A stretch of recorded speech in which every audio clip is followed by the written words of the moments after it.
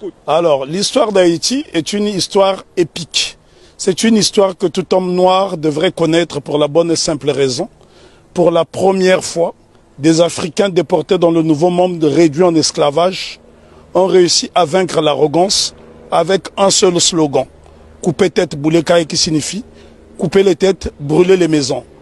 Et ce slogan va se concrétiser le 18 novembre 1803 à Vertières, où l'armée africaine de déportation va vaincre l'armée la plus grande du monde, celle de Napoléon Bonaparte, conduite par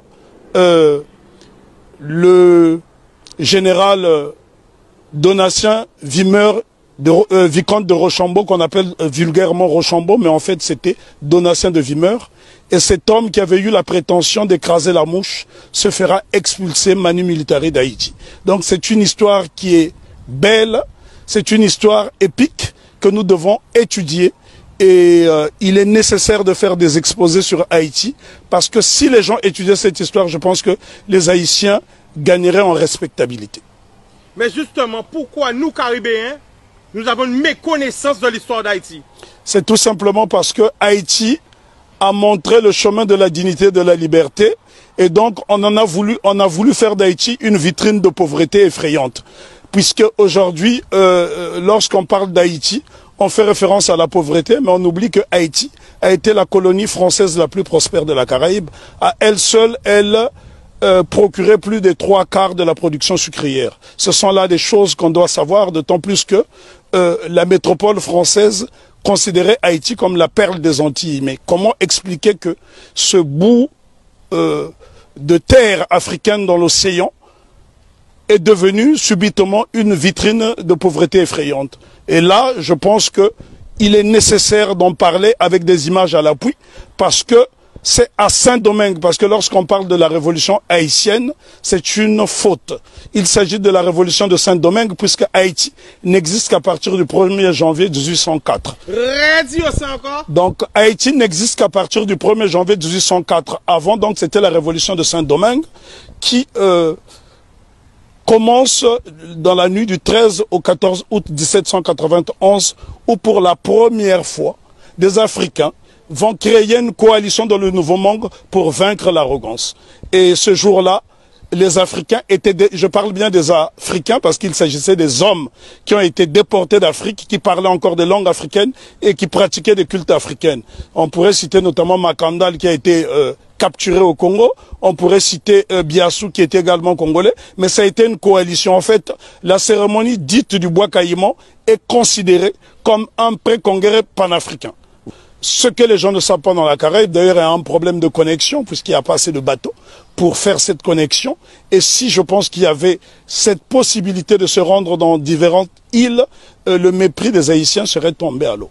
Puisque la Guadeloupe a connu une période de liberté entre 1794 et 1802, mais c'est grâce justement aux Haïtiens. Une année auparavant, les Haïtiens se sont affranchis. Parce que souvent on dit qu'on a libéré les esclaves en Haïti. Les Haïtiens n'ont jamais été libérés. Ils se sont affranchis tout seuls avec la machette. Donc voilà pourquoi Non, mais les Haïtiens sont les premiers Africains déportés dans la Caraïbe qui ont brisé les chaînes de l'oppression. Nous devons savoir que Haïti a eu pour vocation de libérer toutes les nations opprimées. Ce qu'on ne dit pas assez souvent, lorsque la Grèce a été dominée par les Ottomans, au milieu du 19e siècle, ce sont les Haïtiens, sous la présidence de Jean-Pierre Boyer, qui ont libéré la Grèce. Et ce sont des choses qui n'apparaissent pas dans les manuels scolaires. Une autre information inédite, c'est grâce à la voix d'Haïti que l'État d'Israël a été créé en 1948. Donc ça, ce sont des choses que les gens doivent savoir. Haïti a été le pays le plus démocratique du monde, puisque toute personne qui arrivait sur le sol haïtien était considérée comme nègre. Donc tous les opprimés de la planète trouvaient refuge en Haïti. Et ce pays est devenu aujourd'hui une vitrine effrayante de la pauvreté. Je suis obligé d'insister sur le mot de vitrine parce qu'il a subi un blocus qu'aucune nation n'avait subi. Imaginez-vous qu'une petite île comme Haïti a été victime du syndicat des empires coloniaux qui était constitué du Danemark, de la France, de l'Espagne, de l'Angleterre, des États-Unis d'Amérique, de la Hollande, de la Suède, parce que toutes ces nations ne voulaient pas voir une nation indépendance nègre. Et souvent on dit de Haïti que ça a été la première république nègre. Non, Haïti n'a jamais été une première république nègre, ça a été un empire africain reconstitué, puisque l'empereur Jean-Jacques Dessalines va se faire couronner empereur Jacques Ier. Donc c'est la noblesse africaine. Attends.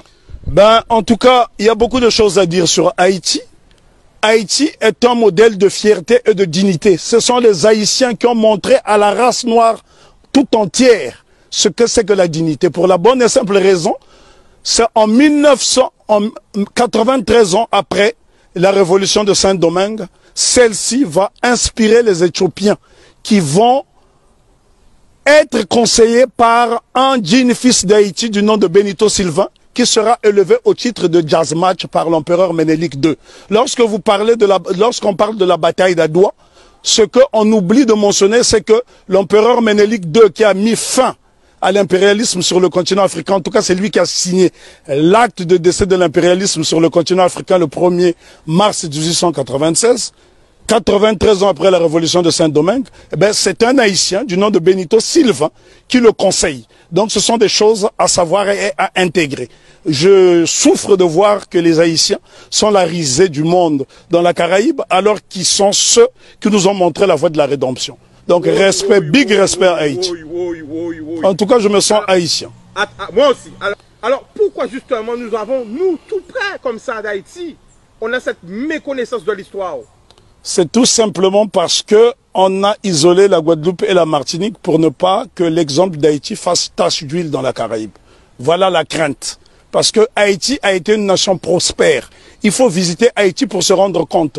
Lorsque vous voyez Haïti, Haïti est avant tout le symbole du panafricanisme, puisque le second chef d'État d'Haïti, c'est l'empereur, plutôt le roi Henri Christophe, qui était originaire de Grenade. Donc Haïti a eu pour chef d'État un homme de la Grenade, et qui a été l'un des principaux bâtisseurs, qui a créé le Palais de la Monnaie, qui a bâti 15 châteaux, qui a bâti 4 forteresses, notamment la citadelle Henri, qui est le plus grand fort des Amériques. Et ce bâtiment est tellement beau qu'il faut le voir depuis le ciel pour en apprécier, l'ouvrage d'art que c'est. Parce que n'oubliez pas que deux édifices essentiellement ont défié le temps. La citadelle Henri et le palais de Sans-Souci qui avait 365 portes et fenêtres. Ça veut dire que le roi Henri Christophe pouvait se permettre d'ouvrir une porte, une fenêtre par jour pendant toute l'année. Et c'est pour vous dire à quel point, et les architectes étaient tous noirs. Si vous allez par exemple dans la ville de Kenskoff, vous trouverez le fort Alexandre et le fort Jacques qui sont reliés par un tunnel, et c'est à 1200 mètres d'altitude. La question qu'on doit se poser, comment les Africains déportés à Saint-Domingue ont pu construire ces édifices qui ont défié le temps.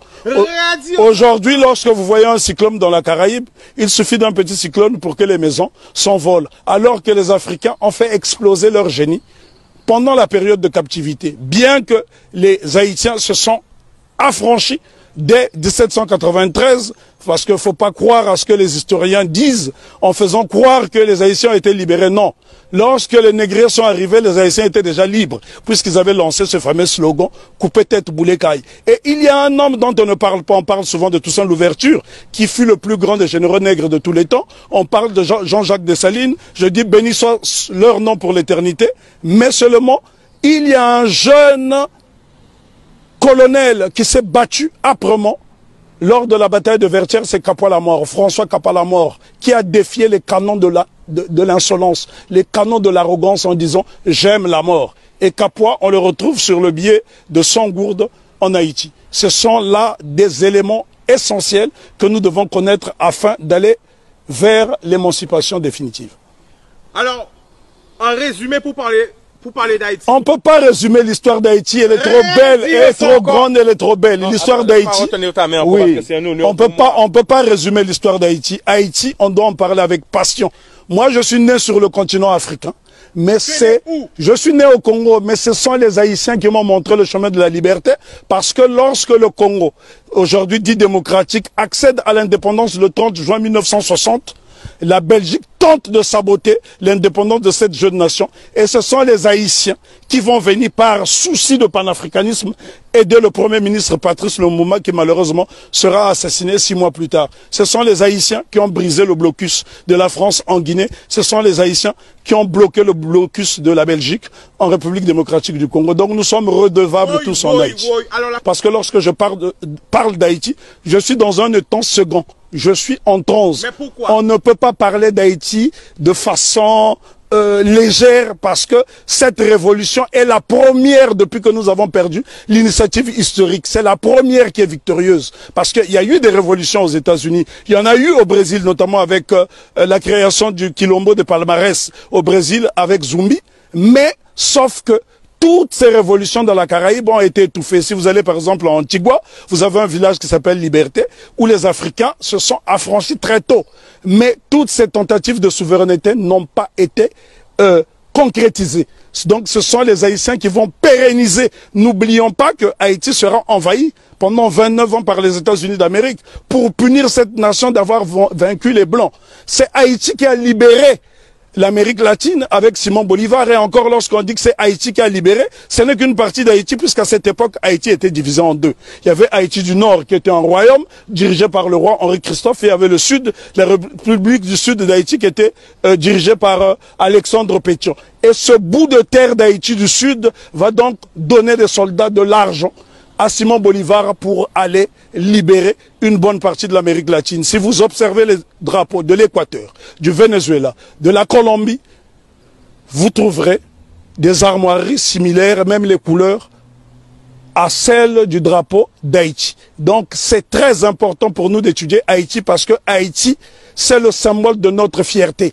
Et les gens dans la Caraïbe doivent intégrer cette notion. Si les Haïtiens n'avait pas lancé ce slogan coupé tête boulet caille qui a fait trembler le monde entier, ben probablement que l'abolition de l'esclavage aurait eu lieu peut-être plus tardivement. Est-ce que tu peux nous donner des exemples de pays? Parce que là on est en direct. L'exemple que je peux vous donner. Quel pays a été aidé par Haïti? Le Congo, pays dont je suis originaire, la République démocratique du Congo a été aidée par Haïti parce qu'en 80 ans de colonisation belge, les Belges n'ont même pas été fichus de former une dactylographe. Et la première dactylographe qui va dactylographier le discours de Lumumba, c'est Suzanne Peck, qui est la mère de Raoul Peck. Donc Haïti est au cœur de notre émancipation. Haïti a aidé l'Éthiopie, Haïti a aidé la Grèce de se libérer, là je vous parle de l'Europe, Haïti a aidé la Guinée, Haïti a toujours été au cœur de notre lutte. L'exemple le plus simple, lorsque vous arrivez à Cuba sur les bords du Malecón, vous trouverez un grand monument qui est dédié à Antonio Maceo. Très peu de gens connaissent ce héros qu'on appelait à l'époque le Tito de bronze. Lui-même qui est le véritable père de l'indépendance de Cuba. On vous parle souvent de José Marti, mais en vérité le père de l'indépendance de Cuba, celui qui a lancé les hostilités contre les Espagnols, c'est Antonio Maceo. Lui-même a été formé en Haïti. Donc Haïti, si vous allez à Cuba, les Haïtiens sont très respectés. Il y a des localités entières où on trouve des Haïtiens. Il n'y a que dans la Caraïbe francophone où on voit ce mépris. Et pourquoi justement la raison est que Haïti a vaincu le maître. Et quand on a vaincu le maître, les serviteurs finissent par avoir la haine de celui qui a vaincu le maître. Parce qu'on ne peut pas comprendre que les Haïtiens et les Guadeloupéens ont le même patrimoine génétique et que ces mêmes frères et sœurs de cette partie de la Caraïbe puissent avoir du mépris pour les Haïtiens. Les Haïtiens sont ceux-là qui incarnent la noblesse. Lorsqu'on parle de la pyramide, ceux qui sont au sommet de la pyramide, ce sont les Haïtiens et puis les Éthiopiens parce qu'ils ont été des nations invincibles. Imaginez-vous que les Haïtiens ont combattu une armée motorisée rien qu'avec des armes rudimentaires. Au point où Maitland, gouverneur britannique de la Jamaïque, viendra supplier tout sans l'ouverture de lui remettre un bateau. Haïti avait l'une des armées les plus puissantes d'Amérique. Et c'est un Haïtien du nom de Jean-Baptiste Pointe du Sable qui crée la ville de Chicago, qui est l'une des plus grandes villes des États-Unis d'Amérique. Donc Jean-Baptiste Pointe du Sable, un nègre d'Haïti. Et lorsque vous arrivez dans la ville de Chicago, vous trouverez son buste à l'entrée de la ville. Si les Américains reconnaissent les Haïtiens comme étant des précurseurs. Et d'ailleurs, je voudrais ici ajouter une information que la plupart des gens ignorent. Si la Louisiane a été vendue aux États-Unis d'Amérique, ce n'est que la conséquence de la bataille de Vertières. Parce que Napoléon Bonaparte avait peur qu'il y ait une contagion en Louisiane. Voilà pourquoi la Louisiane sera vendue aux États-Unis d'Amérique, ce qui lui permettra de doubler sa superficie. Donc ce sont les Haïtiens qui ont permis aux États-Unis d'Amérique d'avoir une grande superficie. Et on ne remerciera jamais assez Haïti d'incarner cette résistance. Pourquoi Haïti est-on détesté? Pourquoi les Haïtiens sont haïs par les siens? Pour la bonne et simple raison que cette nation incarne l'Afrique dans la Caraïbe. Or, lorsque les négriers déportent les Africains ici dans le Nouveau Monde, le but c'est de les désafricaniser. Et Haïti s'affirme et affirme son africanité à travers le vaudou, qui est un culte africain. Ils ont dit bye bye à la Vierge Marie et ils ont célébré les orishas, ils ont célébré toutes sortes de divinités africaines parce que dans le vaudou haïtien, vous trouverez des divinités Congo qui proviennent du Kingunza et bien d'autres cultes. Donc Haïti, c'est l'incarnation de l'Afrique dans la Caraïbe. Et l'Afrique a été tellement diabolisée que, en tant que fils d'Afrique, je suis obligé de venir dans la Caraïbe justement pour lui faire la toilette. Le 1er janvier 1804, date de la célébration de l'indépendance de Haïti. Il y a un événement qu'on devrait associer à cette date. C'est la fête de la soupe. La soupe de l'indépendance. Qu'est-ce que la soupe de l'indépendance? Haïti fait face à un blocus décidé par le syndicat des empires coloniaux. L'impératrice Marie-Claire Bonheur Félicité, femme de Jean-Jacques Dessalines, décide de créer la soupe de l'indépendance avec des ingrédients dont elle détenait seul le secret. Ces ingrédients permettaient aux Haïtiens qui, pendant la période de famine, de résister et de ne pas perdre des calories. Donc ça, ce sont des choses à savoir. Il y a un savoir scientifique en Haïti qui étonne encore le monde. C'est en Haïti que les Africains ont produit les plus beaux édifices depuis la chute de l'Égypte. Je répète, c'est sur la terre sacrée d'Haïti que les Africains ont réalisé les plus beaux édifices depuis la chute de l'Égypte. Pourquoi nous a formaté, je dirais plutôt, à avoir peur du vaudou? Pour la bonne et simple raison, parce que les cultes africains ne sont pas prosélytes. Et ces cultes ont permis justement aux marrons de résister et les cultes africains ont survécu dans toute la Caraïbe, pas seulement en Haïti. Si vous allez par exemple en Jamaïque, il y a le Pacomania, c'est un culte typiquement africain. Allez en Dominique, vous trouverez ces cultes africains. Le problème est que les gens ne s'intéressent pas à ces cultes. Lorsque vous voyez par exemple le Grappa à Congo qui sera célébré après-demain à Cap-Esther par la famille Massembo, ce sont des postes de résistance africaine dans la Caraïbe. Et dire simplement à mes frères et sœurs de la Caraïbe que n'ayez pas peur d'Haïti. Faites-en une source parce que l'eau qui provient de la source haïtienne est intarissable et cette eau est tellement limpide qu'elle nous permettra d'avoir une vision claire et nette. Nous ne pouvons pas juger Haïti à travers des lunettes du négrier.